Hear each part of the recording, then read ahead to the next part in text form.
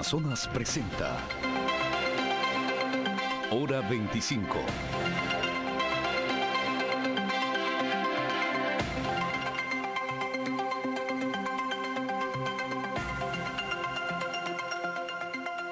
Buenas noches, saludos cordiales, gracias por acompañarnos. Este es el programa Hora 25. Se han cumplido 100 días de la presidencia de Lenín Moreno. La tradición establece que es un buen tiempo para hacer las primeras evaluaciones y balances. Este periodo ha estado cargado de tensiones. El diálogo ha sido el componente sustancial de la gestión inicial del presidente Moreno. Habrá que sumar la declaración magnífica hecha por el presidente de luchar de modo frontal contra la corrupción con la frase "caiga quien caiga".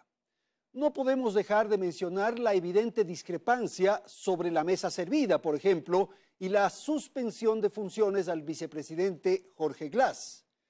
Los niveles de tensión han subido notablemente entre el presidente actual y el exmandatario Correa. Frases como mediocre y desleal o decirle solapadamente bestia a Correa han quedado marcadas en la memoria nacional. El escenario a esta hora tiene crispaciones en aspectos como la corrupción, la definición política con consulta popular o un acuerdo parlamentario para el gobierno. La crisis económica con una incertidumbre que desgasta la estabilidad social. Lenín Moreno ha llegado a tener, según una encuestadora, más del 80% de la aceptación nacional, hecho que no se ha registrado desde hace 28 años. 3 prominentes figuras de Alianza País renunciaron al gobierno. Hoy vamos a tener un diálogo, un formato poco usual en la televisión nacional. Esto es contraponer tesis. Vamos a enfrentar posiciones. Está aquí en el estudio de nuestro canal Ricardo Patiño. Ricardo Patiño es el segundo secretario de Alianza País. También nos acompaña el general Paco Moncayo. Él, como ustedes saben, fue candidato a la presidencia de la República. Agradezco entonces la participación de Ricardo Patiño y Paco Moncayo. Natalie, buenas noches. Muy buenas noches a todos. Tal como dijo Andrés, en los primeros 100 días de gobierno, la estrategia política de Lenín Moreno fue desvincularse del correísmo y crear una imagen propia que le ha permitido gozar del 80% de popularidad, según varias encuestadoras. Su ruptura con el vicepresidente Jorge Glass, sospechoso de corrupción y aliado de Correa, fue un punto clave para mostrar su interés en la lucha contra la corrupción. Sin embargo, no todo es miel para Moreno. Alianza País está dividida y con diferencias sin procesar, por lo que es la primera vez en la historia que un presidente carece del respaldo absoluto de su partido político. El divorcio político en Alianza País ha sorprendido a todos.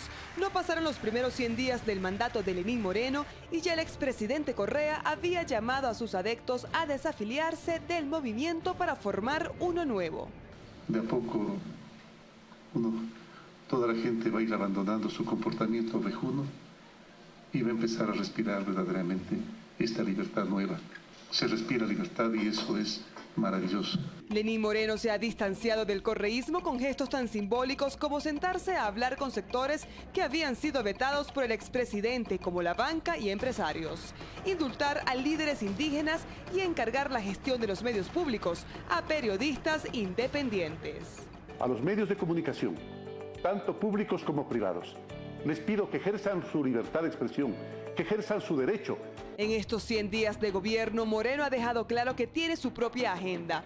En uno de los diálogos con empresarios, Moreno pidió evitar que la bestia aparezca en el 2021, fecha de las próximas elecciones presidenciales. Medio tratando con la mecánica cuántica de sacar del encriptamiento. Y no sé, el 6-6 me da 2021, no sé por qué. Las profecías, lejos de lo que cualquiera puede pensar, no es para que se cumplan. No. Las profecías son para que no se cumplan. Alianza País, en medio de la disputa, envió una delegación a Bélgica para buscar solución al impasse entre sus líderes. Moreno no tardó en decir que no había solicitado ninguna mediación. Poco después, 3 colaboradores claves del correísmo que se mantenían a su lado renunciaron: Ricardo Patiño, Paola Pavón y Virgilio Hernández. Las alusiones a la mafia, por ejemplo, me parece que no son adecuadas. En el movimiento Alianza País hay una profunda fractura, eso es evidente. Y no puede ser que a costa de esta lucha contra la corrupción se desprecie, se deprecie todo lo realizado por la Revolución Ciudadana. La relación política de Lenín Moreno con los legisladores oficialistas ha sido tensa y llena de críticas. El diálogo a veces parecía que se hacía con quienes querían imponer una agenda que perdió en las elecciones. El partido, desde mi punto de vista, se seguirá desgranando. Las diferencias en Alianza País comenzaron con la supuesta entrega a los Bucaram de la administración de la Corporación Nacional de Electricidad CNEL, la crítica de Moreno al monto de la deuda pública y los anuncios de aplicar una cirugía mayor a la corrupción. Cero tolerancia a la corrupción, eso es lealtad con los principios y con la patria. El retiro de las funciones encomendadas al vicepresidente Jorge Glass fue el punto de quiebre entre Moreno y Alianza País. Me han quitado las funciones por pedido de Abdalá Bucaram, por pedido de Guillermo Lasso, por pedido de los grandes empresarios. Nada ni nadie va a evitar que esta lucha por lograr que en el Ecuador se implante definitivamente la transparencia, la lealtad, la honestidad, pero no la lealtad de los mafiosos. Que muestren, pero con pruebas, si Jorge Glass recibió 20 centavos. Esta semana el presidente Moreno asomó el llamado a una consulta popular. Si alguien quisiera obstruir la verdad o poner en riesgo la institucionalidad de nuestro país, no dudaré ni un solo minuto en acudir a la voluntad y a la voz del pueblo. La sola mención de una consulta popular levantó otra polvareda en Alianza País. Ricardo Patiño dijo que el bloque estaría analizando la posibilidad de poder aplicar la muerte cruzada. Bien, vamos a iniciar entonces este diálogo aquí en el estudio de Teleamazonas. Quiero señalar que no tendremos un formato extremadamente rígido respecto a los tiempos, pero voy a pedir a los panelistas que hagamos intervenciones cortas y vamos a provocar sin duda una contraposición de ideas que va a enriquecer este debate. Vamos a empezar con temas de carácter político y también vinculaciones con el asunto de corrupción. El actual mandatario, economista Patiño, tiene una aceptación que supera el 80%. Ese apoyo tan alto es una expresión del cansancio del país frente al correísmo. ¿No sería más democrático dejar gobernar y provocar autocríticas al interior para reconocer las falencias del legado correísta? Buenas noches, le escuchamos. Buenas noches, Andrés. Buenas noches, General Moncayo. Bueno, hay que decir algo que es importante. Si esas cifras fueran ciertas, en buena hora, que las aproveche el presidente Lenín Moreno, que las aproveche para llevar adelante el programa de la Revolución Ciudadana. Porque si teniendo cifras tan altas, podría tener mucha legitimidad para llevar adelante el proyecto de la Revolución Ciudadana, porque ese proyecto fue el que ganó en las elecciones. No hay que olvidarlo, aunque actualmente parecería recibir el presidente Lenín Moreno mucho respaldo de la oposición, de toda la oposición, desde Guillermo Lasso hasta todos, incluso el general Paco Moncayo, que le hizo una felicitación al presidente Lenín Moreno, la oposición en pleno. Pero quedemos claros, quien ganó las elecciones fue el proyecto de la Revolución Ciudadana. Es lo que ofreció el presidente Lenín Moreno, lo dijo con absoluta claridad, lo reiteró el mismo 24 de mayo, dijo el presidente Lenín Moreno: yo voy a continuar con el proyecto de la Revolución Ciudadana que no es Revolución Ciudadana, es una leyenda, y que ha tenido como líder histórico y el mejor presidente de la República, así lo dijo, el mejor presidente que ha tenido la historia del Ecuador ha sido Rafael Correa. Por tanto, si el presidente Lenín Moreno tiene esas cifras tan altas, en buena hora, aprovéchelas para impulsar el proyecto de la Revolución Ciudadana, que implica, permíteme solo un segundo más, en pocas palabras, aumentar los derechos, consolidar, ampliar los derechos de la ciudadanía, que es lo que hizo la Revolución Ciudadana durante sus 10 primeros años. Muchísimas gracias, economista. General, por favor. Bueno, yo estoy gratamente sorprendido con la actuación de Lenín Moreno. Y les digo por qué. Porque él está recuperando el proyecto de Alianza País. Y para recuperar el proyecto de Alianza País hay que descorreizar al país. Voy a leer el proyecto como nos presentaron en el 2007. Dicen que es una revolución ciudadana donde la profesión del periodista no sea de las más arriesgadas por las distintas formas de intolerancia desplegadas desde las instancias del poder político o económico. Si vuelve a eso, Lenin, aplausos. ¿Qué dice? Donde el respeto a la opinión de los contrarios, a la disidencia y a la crítica esté garantizada. Un país alegre, optimista, propositivo, en el que recuperemos la risa, sin liderazgos individuales, sin el mejor presidente del mundo, el caudillo, el líder, el inspirado, el iluminado. Eso dice aquí. Es el plan de gobierno. Es el plan de gobierno. Pero esas son las palabras, por si acaso, las palabras de Lenín Moreno. Yo no estoy diciendo, porque usted dice con mucho aspaviento que sin grandes líderes. Yo decía solamente que lo dijo Lenín Moreno, con todo respeto general. Yo no lo he dicho.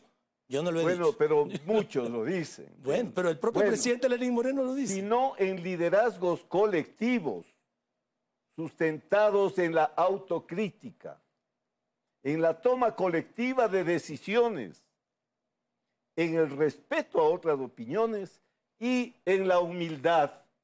Yo en estos 10 años no he visto humildad, he visto prepotencia, he visto abuso, he visto maltrato, he visto descalificación. He visto dividir al país entre los que piensan como yo pienso y los demás.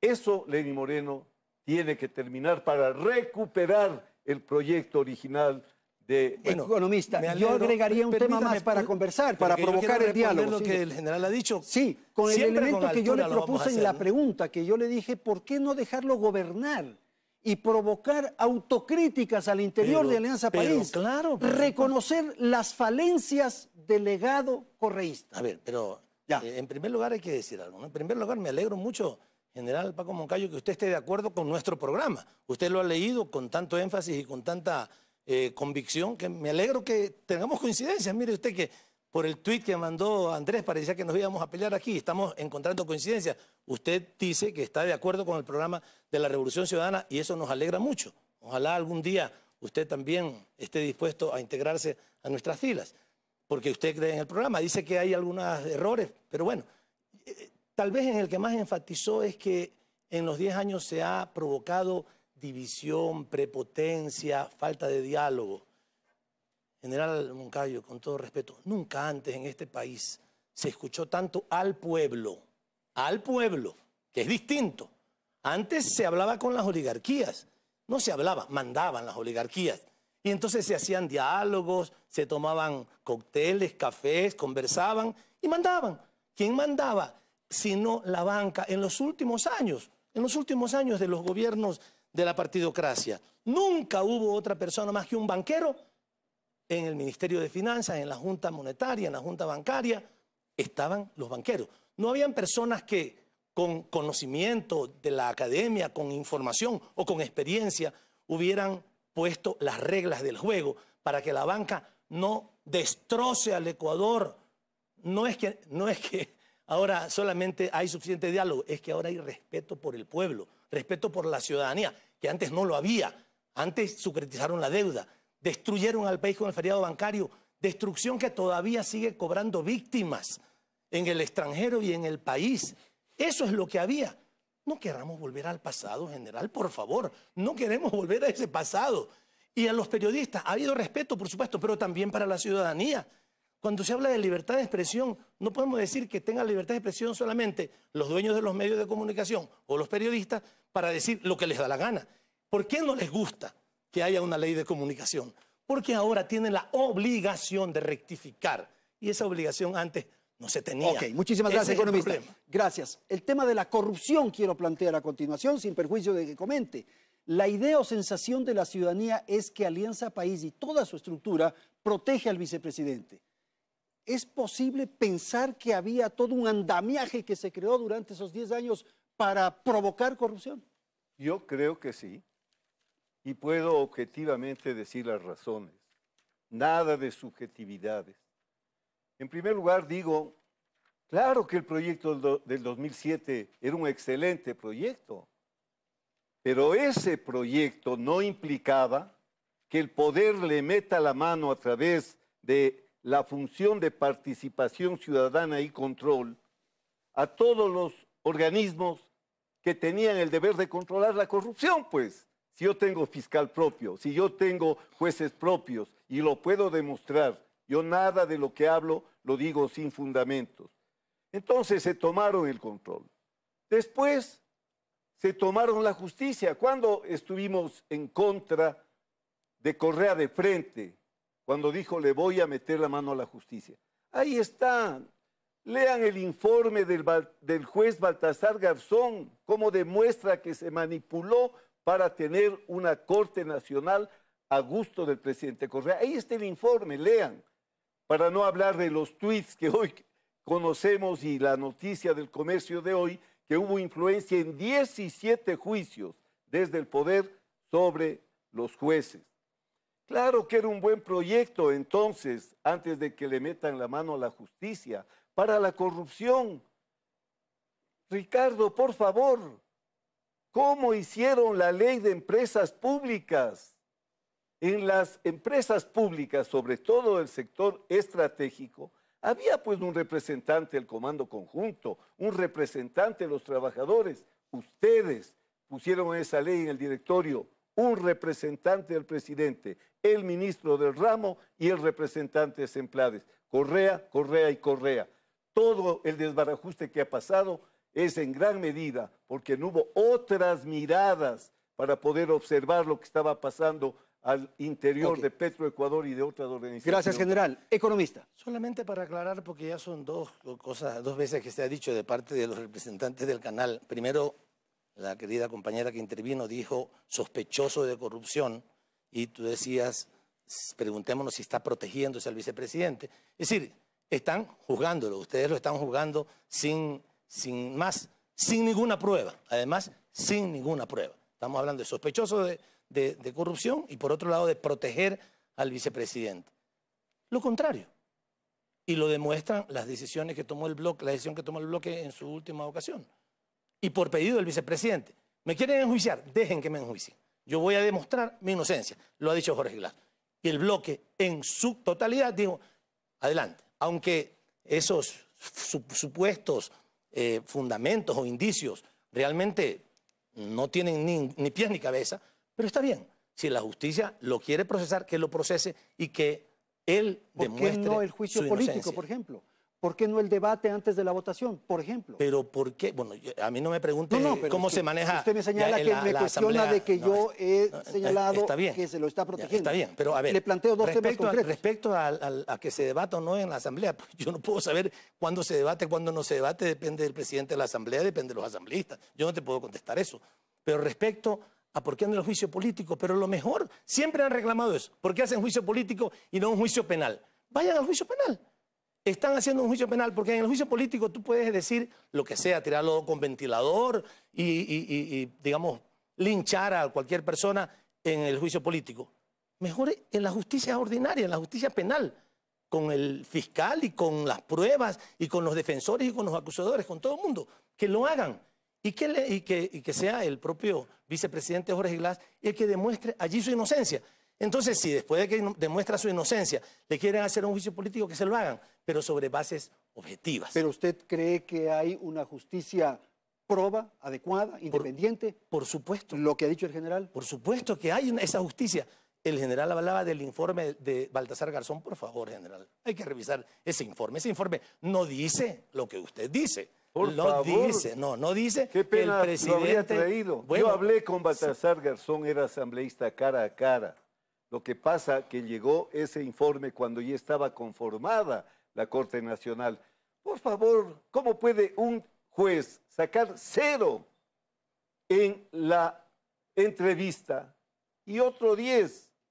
Y ya tenemos ahora sí los cuadros, pues, de cuáles eran los candidatos que no podían jamás ser jueces, cuáles eran los candidatos cercanos al gobierno que tenían que ser los jueces. Ya no estoy yo siquiera diciendo nada novedoso, es algo que todo el Ecuador lo ha conocido. Es importante por lo mismo, para que todo funcione, se requieren instituciones, se requieren principios.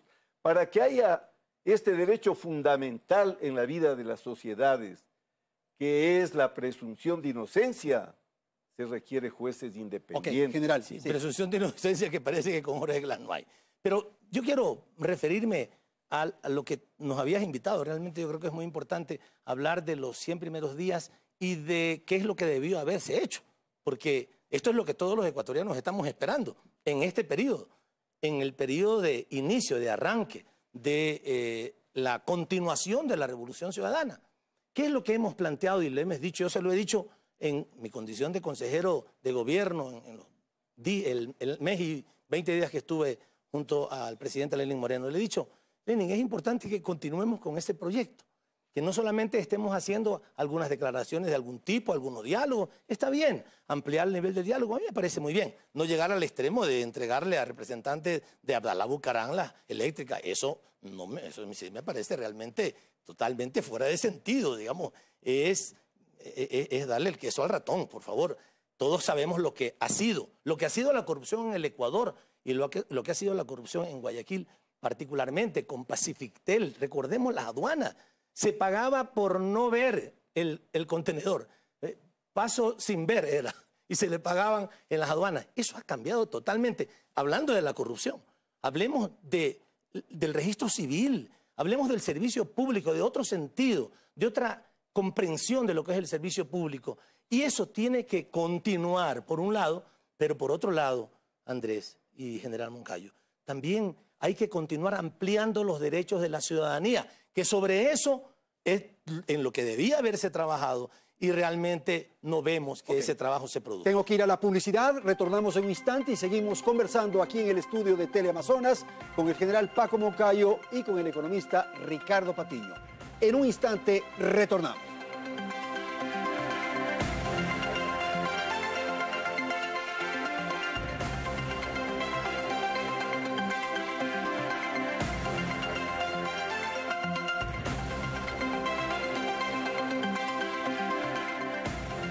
Continuamos con más de Hora 25. Entre la revelación de la deuda, el diálogo con sectores productivos, anuncios de ajuste fiscal y del manejo del dinero electrónico por parte de la banca privada, así como la elaboración de las proformas 2017 y la del 2018, bajo la batuta del mismo equipo económico de Correa, han transcurrido los primeros 100 días de gobierno de Lenín Moreno en el tema económico. Según analistas, fue fundamental para la sostenibilidad del gobierno sincerar las difíciles cifras económicas, pero preocupa que todavía no haya indicios claros de las medidas que tomará para hacer frente a la situación.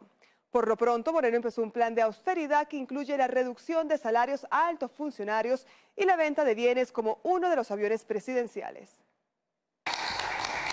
Uno de los aciertos de Lenín Moreno fue desnudar lo que podría ser la peor herencia que dejó Rafael Correa. Una deuda de 41.893 millones de dólares, pero que al sumar otros pasivos, los compromisos del Estado superan los 57.700 millones. Ante esto, aplicó un modelo austero en el régimen. Ahora sabemos que no solo se gastó en demasía, sino que nos endeudaron. Si seguimos por la misma senda, hipotecaremos el futuro del país. Una de las primeras acciones que debió tomar el gobierno fue emitir bonos por 2.000 millones de dólares a los 6 días de posesionado, engrosando así la deuda externa del país. El problema fiscal del Ecuador es un problema que se arrastra desde el 2013, se ha venido acumulando desde el 2013 y se agravó desde finales del 2015 y a lo largo del 2016. En sus primeros 100 días, el presidente Moreno creó el Consejo Consultivo, integrado por representantes del gobierno y del sector privado, para abordar temas de inversión y financiamiento. He pedido inmediatamente revisar el alcance y la aplicación de la llamada ley de plusvalía. vamos a encontrar los mejores mecanismos para que cumpla su objetivo de controlar la especulación de la tierra, pero sin perjudicar a la industria de la construcción. Para Felipe Burdano de Lara, docente e investigador de la Flaxo, Moreno debe hacer un ajuste económico, pero no radical, pues generaría contracción. Las señales que ha dado hasta ahora el gobierno son pocas, pero de esas pocas señales, al menos una parecería clara, que no se va a orientar por un tipo de ajuste muy ortodoxo como el que exigiría el Fondo Monetario Internacional si se acude a ese organismo para encontrar financiamiento. El acercamiento de Moreno con la banca privada se concretó esta semana. Pero queremos reconocer y agradecer la actitud de las autoridades en esta postura de diálogo, de apertura, de comprensión. Cuando se acordó que la administración del dinero electrónico salga del Banco Central y pase a las instituciones financieras privadas. Es imprescindible hacer una enmienda legal al Código Orgánico Monetario y Financiero. A raíz del diálogo, los bancos privados ecuatorianos registraron un incremento en los depósitos de más de 27 millones de dólares, lo que representa un crecimiento de 13% entre enero y julio de este año, según cifras proporcionadas por la Asociación de Bancos Privados del Ecuador. En el ámbito petrolero, el gobierno se enfocó en renegociar las tarifas con las empresas operadoras, así como el pago de deudas pendientes. Lenín Moreno sostuvo que fue una enorme irresponsabilidad lo realizado en el proceso de repotenciación de la refinería de Esmeraldas. Da pena ver lo que muchos o pocos han hecho del Ecuador. Es importante recalcar que mucho se ha logrado y es por parte de ustedes, no es por parte de los sinvergüenzas que se han llevado la patria. Sobre la del Pacífico, Moreno descartó el proyecto si no hay inversionistas. Los inversionistas no quieren invertir en la refinería, descártala completamente, Carlos. En cuanto a leyes, el Ejecutivo ha remitido a la Asamblea solamente el proyecto de ley orgánica contra la violencia de género. A inicios de agosto remitió la proforma presupuestaria que supera los 36.000 millones. La cifra equivale a un 8% más que el presupuesto devengado del 2016. El gobierno plantea una inversión en lo social de 11.036 millones de dólares. Es falso que sea mayor lo que se destina al pago de deuda externa. En cuanto a los programas sociales, el Plan Bandera Casa para Todos contempla la construcción de 325.000 casas en los 4 años siguientes, que según el gobierno generarían más de 136.000 empleos por año. De estas cifras, 191.000 serán gratuitas y 134.000 financiadas a bajo costo.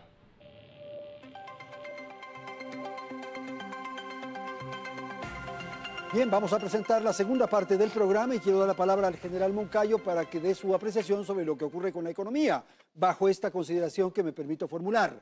Es evidente que el Ecuador vive una crisis económica. Hay que hacer un rediseño del modelo que deje atrás ese esquema de un Estado tan dominador y consistente. El correísmo se opone y enfrenta sin reconocer que el modelo se agotó. La verdad que este también es un mérito de Lenín Moreno, decirnos cómo está la casa. Yo no asumiría la gerencia de una empresa sin decir cómo me está entregando la empresa. Y esta es la mayor empresa, la empresa de todos los ecuatorianos. Ese modelo es un modelo fatídico, es un modelo que ha fracasado reiteradamente. La estadolatría. Miren, me referí tantas veces a estas dos visiones de la economía y de la política. Aquella que aplicaron los neoliberales, en la que el Estado poco menos debía desaparecer y todos tenían que hacer los privados. Viene el péndulo y llega un modelo en el cual el Estado es todo. Y por supuesto, Estado con petróleo de 140, de 100, de 90 dólares, puede impulsar como impulsó la economía. Ese modelo ha fracasado en todas partes. Un modelo que va a funcionar si se aplica es un modelo en el que el Estado y el sector privado trabajen armonizadamente para sacar adelante al país. Puede no gustarnos el sistema capitalista, podemos ser anticapitalistas. Este es el mundo, el estadista, el estratega, gobierna en este mundo, no en esos textos añejos de siglos pasados que parece obnubilan la razón de los que toman decisiones. Ahí están los resultados. Pero tampoco se estatizó nada durante los 10 años. No, pero fue un enfoque que orientó todo el esfuerzo al Estado. Y el gran crecimiento y la gran obra y todo esto, porque había plata para invertir por los altos precios del petróleo.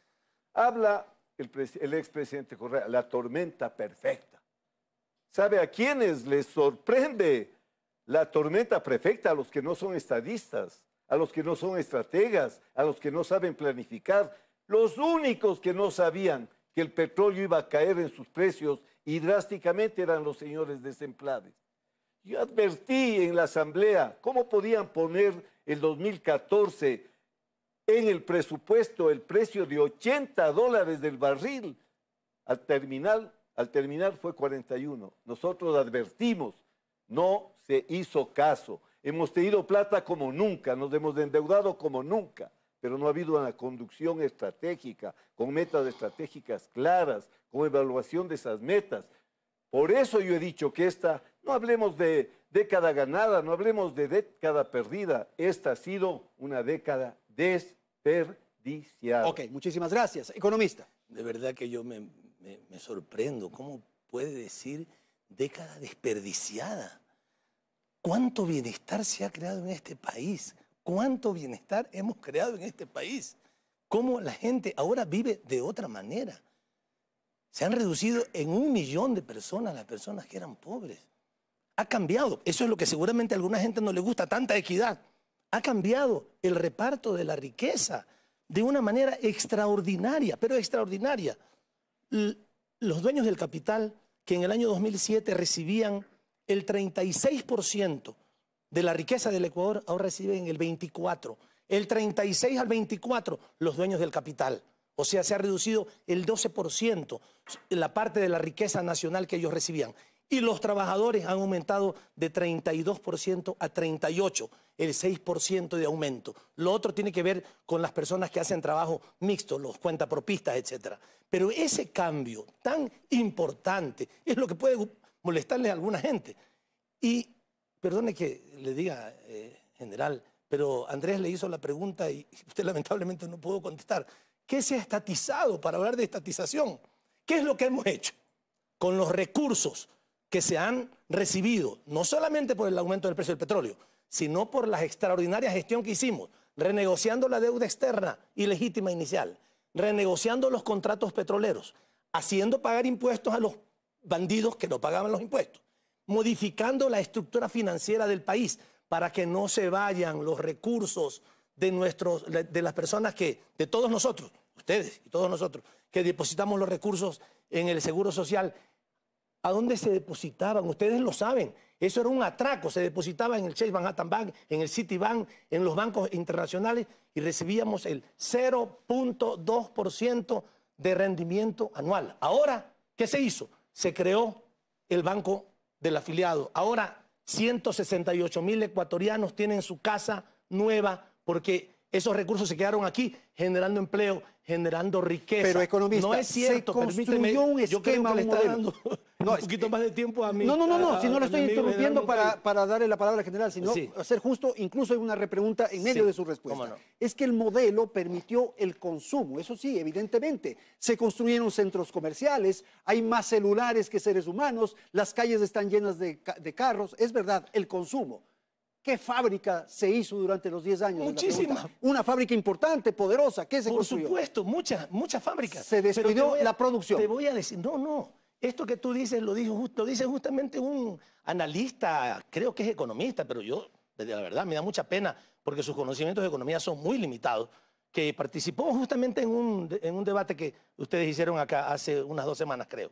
Y él hablaba de que lo que hemos hecho es hemos producido o hemos provocado la construcción de centros comerciales. Por favor, si hay más centros comerciales, ¿qué significa? Que la gente tiene más plata para consumir. Pues. Más consumo, claro. Pero por supuesto, ¿y de dónde viene el consumo? De la producción que se hace en el país. Y pueden decir, es que estamos importando todo. No, justamente tuvimos que tomar medidas para que no había tanta riqueza que no queríamos que se fuera todo el dinero al exterior y teníamos que cuidar nuestra balanza de pagos. Pero voy a hablar con números, no solamente diciendo que si hay consumo, si hay inversión. La inversión. La inversión privada, ¿cuánto era en el año 2006? 7.777 millones de dólares. Inversión. Inversión privada. ¿Cuánto es en el 2016? 13.700 millones de dólares. Ha crecido, si lo ves, digamos, de un año al otro, 76% más de inversión privada. Claro que la inversión pública creció más, pero por supuesto, ¿qué querían? Que gastáramos la plata. Después de renegociar la plata, los contratos petroleros, de renegociar la deuda, queríamos que tiráramos la plata en gasto privado, en gasto corriente. No. ¿Qué fue lo que hicimos? Construimos lo que el país necesitaba. Carreteras, hidroeléctricas, escuelas del milenio, esas covachas que teníamos como escuelas en muchos casos, hospitales, verdaderos hospitales. Hemos construido lo que hacía falta en este país. Hemos invertido, claro, la inversión pública subió de casi 2.000 millones de dólares a 11.000 millones de dólares. Pero, Andrés, inversión. Y en gasto corriente, ¿qué hemos aumentado? Los salarios de la gente, pues. Y no es bueno en general que hayamos aumentado los salarios de los militares. No es bueno que hayamos aumentado los salarios de los médicos y de los policías. Gracias, economía. Eso hemos hecho General. con los recursos. La economía no es tan compleja como quieren hacerla parecer. Cuando usted conduce un Estado, lo más importante es que los proyectos sean sostenibles. Usted comienza a vivir con petróleo de a $100 y comienza a gastar como nuevo rico. Llega el 2009, el problema de los subprimes en los Estados Unidos, el problema de la crisis en Europa. ¿Qué les salvó a ustedes para que saltemos de ese gap casi sin problema? Los ahorritos que habían hecho los presidentes anteriores. No, ya no sí, existía. señor. Sí, señor. El 2009 se consumieron esos ahorros. No existían. Teniendo los más altos ingresos, ¿a quién se le ocurre haber contraído la más alta deuda y para hacer obras mal hechas? Ya vamos a hablar de ahí deuda. está el listado, obras mal hechas. Qué vergüenza la refinería, que la empresa que construyó la refinería quiso repotenciar en apenas 180 millones de dólares, haber pagado 2.200 millones de dólares para tener los problemas que hoy tenemos. ¿Qué decir del poliducto Pascuales Cuenca, del proyecto Monteverde Chorrillo, de la planta de Bajo Alto? Claro que eran obras importantísimas que se tenían que hacer, muchas de esas abandonadas durante tanto tiempo. Pero ahí están, pues. O sea, la ineficiencia por gobernar con los amiguitos, con los coidearios, con los panas, no se puso a la mejor gente para que hagan bien las cosas. Aquí tengo la lista de las carreteras. Se hizo las carreteras al buen tuntún. ¿Cuál es la aorta en la comunicación de la costa con la Sierra Norte y Central? La vía Santo Domingo a Loa. Esa se dejó botada y se han hecho vías de 6 carriles donde no pasan carros. Yo le pedí a la ministra entonces que me presente como asambleísta el plan logístico del programa vial. No tenían. Hazme la carretera aquí, hazme allá. Mire, aquí tengo el dato. En las carreteras, en las vías que costaron más de 10 millones, terminaron costando 540 millones más caro de los contratos iniciales. No inventes. Gracias, general. No, aquí están los datos. Decir así las cosas de 10 millones a 500 millones. Yo nunca invento. Yo soy hombre serio. Yo soy hombre serio. No diga esas cosas. Yo no estoy para hacer demagogia. Algo que costaba 10 millones, pasa a 500 millones. Demuéstralo en algún momento, envíelo a algún sitio. Bueno, a ver, quiero volver a lo que justamente se está diciendo. Primero te decía inversión. Hemos invertido, no hemos gastado en gasto corriente los recursos que no son ingresos permanentes. Eso es una lógica, pero perfecta, lo que tiene que hacerse en la función pública, en la administración pública, que la sigue haciendo, en buena hora que la sigue haciendo el presidente Lenín Moreno. Pero se dice que solamente ha crecido las actividades económicas del Estado y lamentablemente el general sigue sin responder qué cosa se estatizó. En agricultura, ¿cuánto creció la agricultura en el periodo de nuestro gobierno? De 4.400 a 8.800 millones de dólares, el 101%. ¿Cuánto aumentó la construcción? En el 135%, de 4.000 a 9.400 millones de dólares. El Estado no, el sector privado. ¿Cuánto aumentó alojamiento y comida, que significa turismo? De de 860 a 2.000 millones de dólares, 140%. Y no sigo, solamente para hacer notar que es falso. Ese economista que ustedes tienen aquí confundiendo a la gente, supuestamente haciendo análisis económico, confundiendo, sigue diciendo lo mismo que tú acabas de decir también, Andrés, con todo respeto. No es cierto. Economista. La economía ha crecido porque el sector privado, el responsable, no los politiqueros, se dedican a hacer actividades económicas, generan empleo y por eso se redujo el desempleo. ¿Por qué eso llegar a la redujo el conclusión subempleo? de que Lenín Moreno es mediocre y es desleal?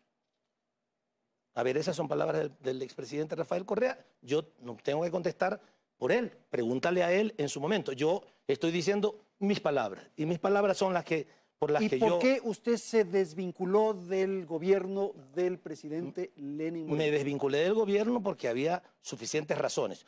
Una década ganada. Resultados tan extraordinarios en beneficio de los ecuatorianos. Déjame solamente decirte dos cosas. El Sistema Nacional de Salud. Lo digo porque a mí me sucedió con mi hija de 5 años, se le quebró su brazo, estaba colgado. La llevé a una clínica privada en Guayaquil, en el norte de Guayaquil, cuando tenía 5 años. ¿Tú crees que la quisieron atender? No la podían atender. Hasta que no consiguió mi esposa que una amiga suya sacara un cheque, no sé de cuánto, pusiera una garantía para poder atender. Permíteme, por favor, contestar esto. Además, también por respeto a lo que estoy informando, ¿verdad? Y no se la atendió sino hasta después de casi 1 hora de que llegó allá. Eso porque teníamos un cheque que poner, que una persona tuvo un cheque que poner para que atendieran. Ahora a la población, a todo el mundo, en cualquier lugar que sea y que tiene un problema se la atiende. Personas muy pobres que jamás podrían haber pensado que iban a tener la atención de salud que ahora tienen. Y todo el sistema cubre a la ciudadanía. Los que se quedaron en el gobierno son desleales. No me preguntes sobre eso. No, pero usted está señalando que ustedes se salen porque no confían en esto que está funcionando. No, yo me salgo porque yo tengo que salir a defender lo que hemos hecho en estos 10 años. ¿Y los que se quedan qué?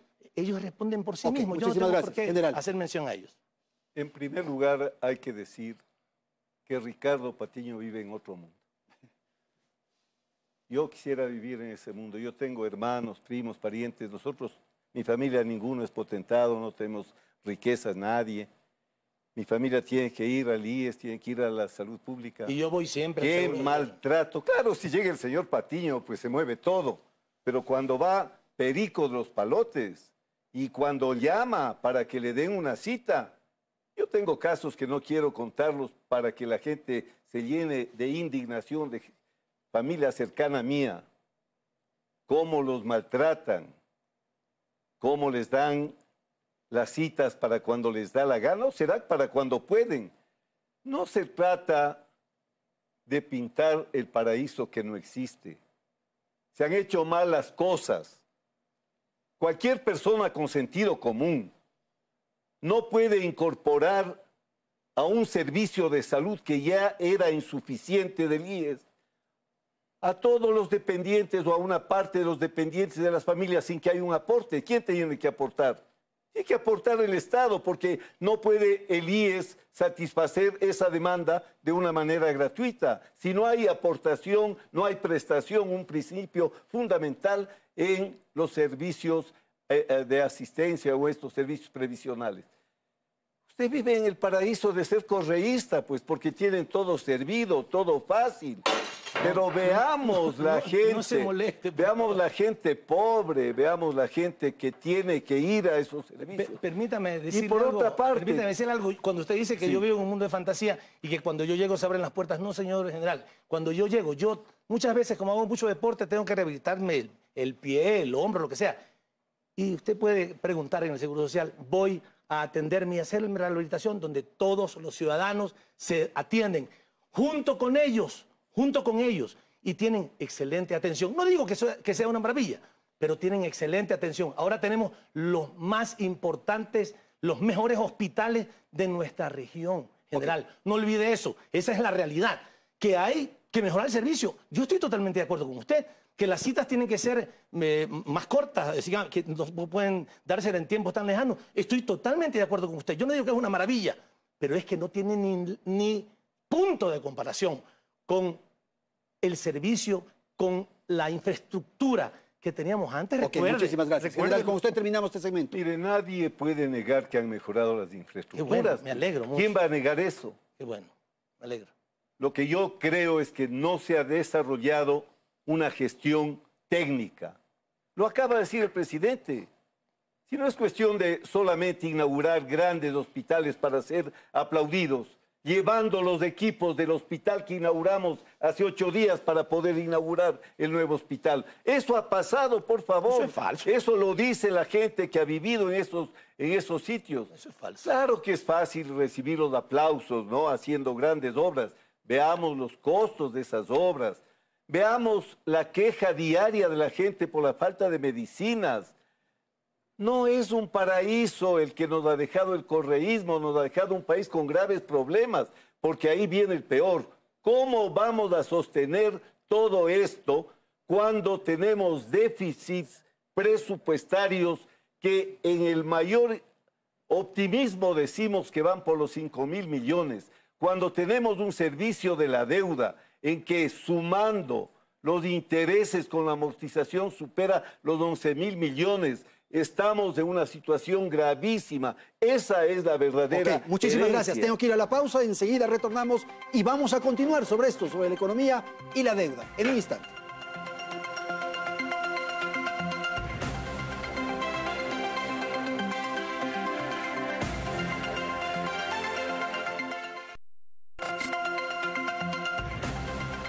Vamos al segmento final, al tercer segmento del programa. Voy a dar la palabra al economista Patiño con el elemento que quedó pendiente del segmento anterior, la deuda. ¿Por qué no permitir una auditoría de la deuda, economista? Pero por supuesto que tiene que hacerse la auditoría de la deuda que corresponde. La que propone la Contraloría. La que corresponda hacerse. La que no se haya auditado tiene que auditarse. Y no se puede hacer auditoría de gestión porque eso está prohibido ya por la Constitución. O sea, la Contraloría debe hacer la auditoría de los recursos. De los ingresos y del destino de ese dinero. Por supuesto que sí, claro. Pero la gestión le corresponde hacerlo a Semplada y a los organismos de control. Pero quiero ir a la parte de la deuda. Tanta mentira se dice sobre eso. Y además, no nos sorprendemos.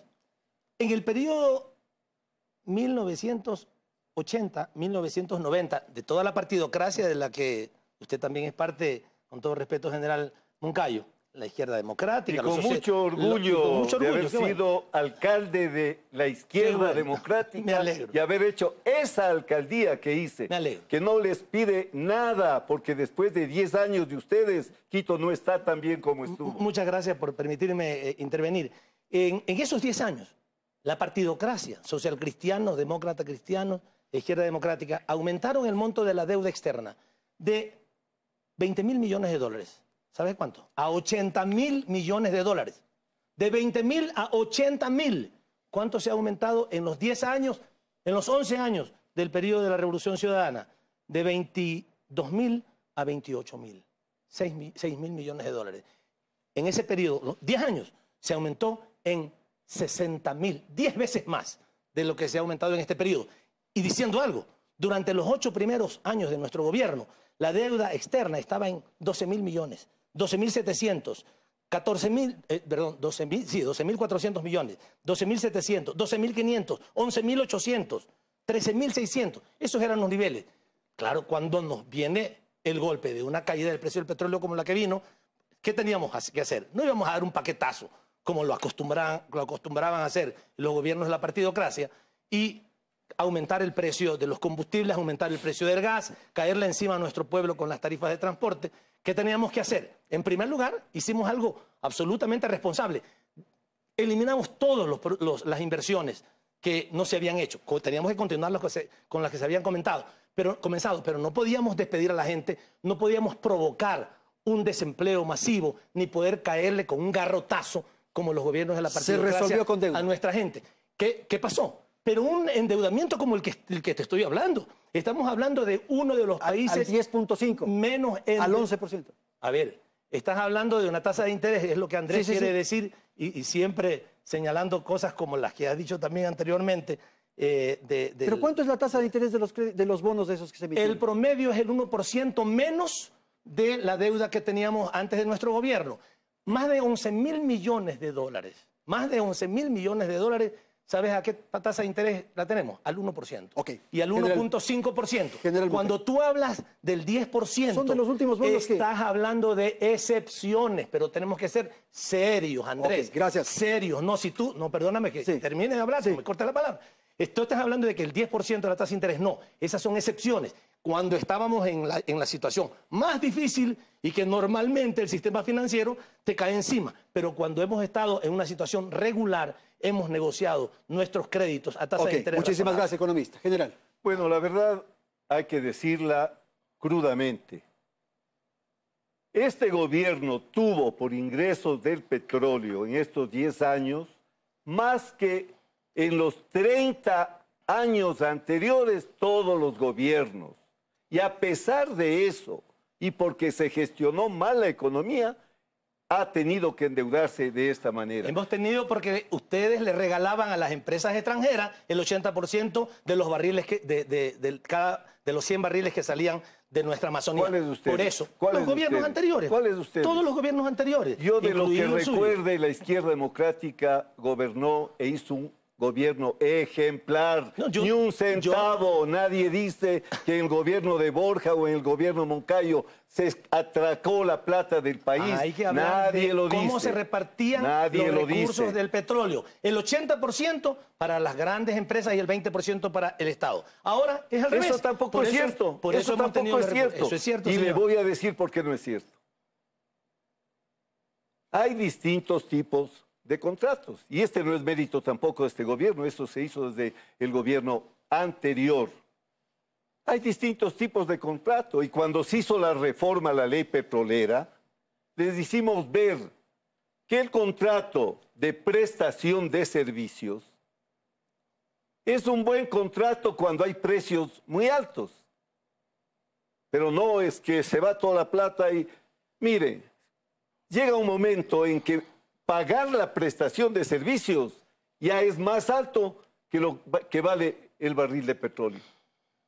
Estos son temas técnicos, por eso es que cuando se mete la política de esta manera atolondrada, hay distintos modelos de contratos. El de prestación de servicios solamente funciona si los precios son altos.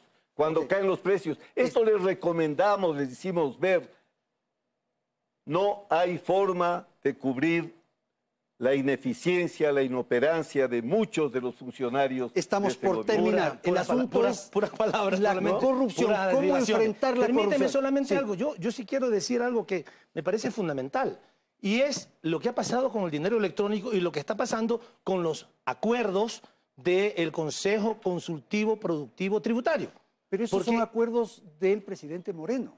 Sí, por eso quiero hablar sobre O eso. ideario de ustedes. Porque eso es importante. Sí, yo tengo que alertar. Yo tengo que alertar porque tenemos que gobernar con el programa que leyó el general Moncayo de la Revolución Ciudadana, no con el programa de Lazo. Lamentablemente, los acuerdos productivos tributarios del Consejo Consultivo Productivo Tributario son casi una copia en los temas principales de lo que dice el plan de Creo.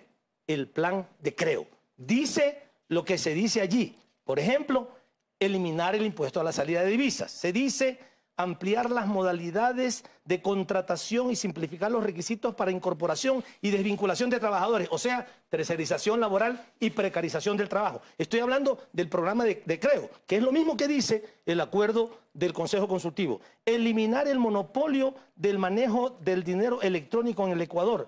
Reconciliar, siempre se buscan las palabras ahí enredadas para no decir claramente, racionalizar el sistema de subsidios y combustibles e introducir la competencia, o sea, aumentar el precio de los combustibles. Eso pide la señora Eva García, que es la ministra encargada de esta relación con los productores. ¿Del gobierno de Alianza País? Sí, pero quiero decir que ahí hay cosas que se están haciendo mal. La preocupación es que lo que estamos viendo es que estamos vislumbrando que ese diálogo no es realmente un diálogo, sino una lamentable imposición de los grupos de poder sobre el gobierno nacional. Me parece asombroso. Yo le dejo quebrando al país, al presidente, y soy el primer crítico de por qué está haciendo estas cosas. Si le dejamos la mesa servida, ¿cómo puede ser que dejando el país en las condiciones desastrosas que ha quedado, eso puede decir cualquier persona, cualquier técnico. Esto no es tema de ideología. En estas condiciones todavía la crítica nace de ellos mismos. Pero voy a decir una cosa. ¿Cuál era el peligro de que maneje el Banco Central el dinero electrónico? El peligro de que a ese Banco Central hicieron caja chica del gobierno. Si es que el dinero electrónico se maneja en las cooperativas, en la economía social y solidaria, en los bancos, ¿qué quiere decir? Que la plata que yo tengo en ese banco está respaldando. Es segura. Está respaldando. O sea, los bancos ese dinero nos protegieron en el 98 y el 99. Ahí es seguro tener la plata. Es que no tiene que volverse a los bancos quebrados del 98 al 99. Esos son los bancos. Ah, si esos son los bancos, entonces no debería haber sistema financiero en un país. General, es que no podemos decir que el Banco Central es el que nos sirve, que nosotros somos Nadie incompetentes. dice que no sirve, que se soliciten créditos, pero por supuesto el Banco Central puede tener liquidez en el sistema financiero. Señores, tengo que terminar lo malo es que hayamos quitado la responsabilidad al Banco Central, y no solamente, como lo dice el plan de Creo, quitar el monopolio. Lo hemos quitado totalmente de lado. Muchísimas gracias, estamos solamente economista, aceptando que sea la empresa privada la que maneja el dinero electrónico. Eso es un grave error, una imposición lamentable a nuestro gobierno. Muchísimas gracias, general Moncayo, economista Patiño. Gracias a la audiencia. Felicidades, Ecuador. Hasta la próxima semana.